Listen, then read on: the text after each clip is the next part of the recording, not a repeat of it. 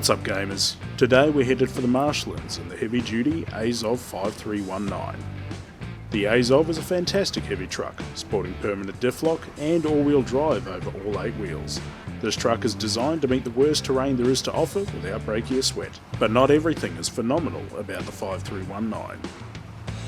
The unlicensed Azov 5319 is based on the 2014 KAMAZ 6560M and is still in use with the Russian military today. Classified as a heavy troop and supply transport, the 11-metre long KAMAZ is capable of being loaded with up to 22 tonnes on the body, allowing for a huge amount of customisation. Seeing service and roles from fuel tanker and mobile cranes to being used as a mobile howitzer or multi-rocket launch system. Allowing all of this variety and pulling power is a YAMAZ 5367 diesel engine, developing 450 horsepower and 1600 Nm of torque. Since its inception, it has seen even further specialisation into anti-air defence platforms, anti-mine vehicles, and some mechanical upgrades, including run-flat auto-inflating tyres and a much larger 600 horsepower engine.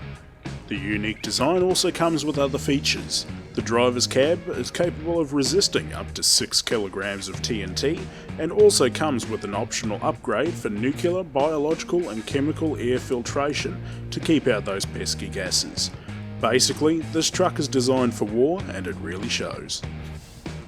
The mechanical upgrades for the Azov 5319 are fairly extensive. We have several higher grade engines to up the power to weight ratio, gearboxes, spare tyres and snorkels. What is missing is a suspension upgrade. However, with an already impressive 50-inch wheel set and 400mm ground clearance, that is not really much of an issue for this truck. The two lacking upgrades were the tyres and the frame add-ons. The tyres were mainly due to the limited variety and an odd rear tyre set sporting single axles on the rear with oversized mudguards that seemed to be designed to accommodate double rear axles. But this idea was probably scrapped for balancing purposes. The body add-ons are also subject to balancing woes. Now don't get me wrong, I know that balancing is necessary, but I hate unrealistic balancing in a game based around realism like this. So let's just take a second and here, just look at that gap. If I were to pull that up to almost flush with the body like most trucks, it would comfortably fit a small crane, truck bed and be capable of towing trailers as well. But instead it's left to hang over the end, all to make this over-engineered truck less universal.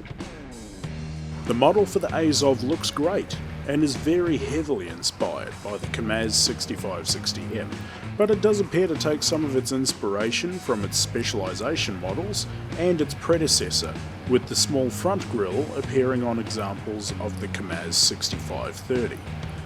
The cosmetic upgrades for the Azov are also extensive, with a few specialised and unique ones among the selection. It features a lot of the same parking lights and horns that we've seen on other trucks, just repurposed and repositioned for the model. The standouts though were the unique cabin air conditioner, unique Azov sun visor, and the unique versions of the bumpers that look to have been heavily modified to fit the Azov's unique body design. When combining all of this with the great camouflage pattern colours, you can really craft a unique Azov that looks like a badass machine. The handling and usability for the Azov is where it falls down significantly. It features a tiny 200 litre fuel tank, and when compared to its fuel consumption, it's made even worse, as the Azov can easily sit around 20 or more litres per minute in rough terrain, meaning you're going to need a fleet of fuel trucks and trailers just to keep this all-terrain behemoth on the move. The handling is also quite jarring when you freshly swap to it from other trucks.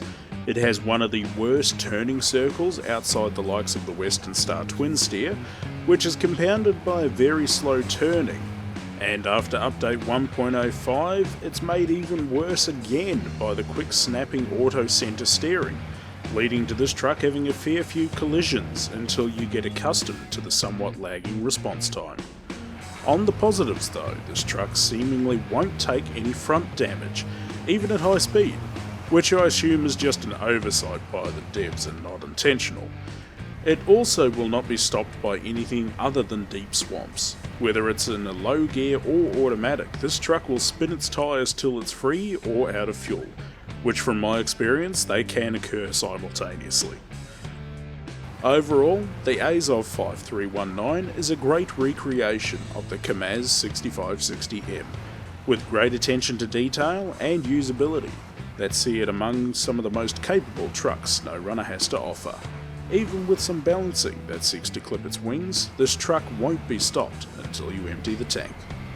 So if you enjoyed this look at the modern military Azov 5319, or just want to see more SnowRunner content, please consider subscribing, and I hope to see you all in Tamir soon.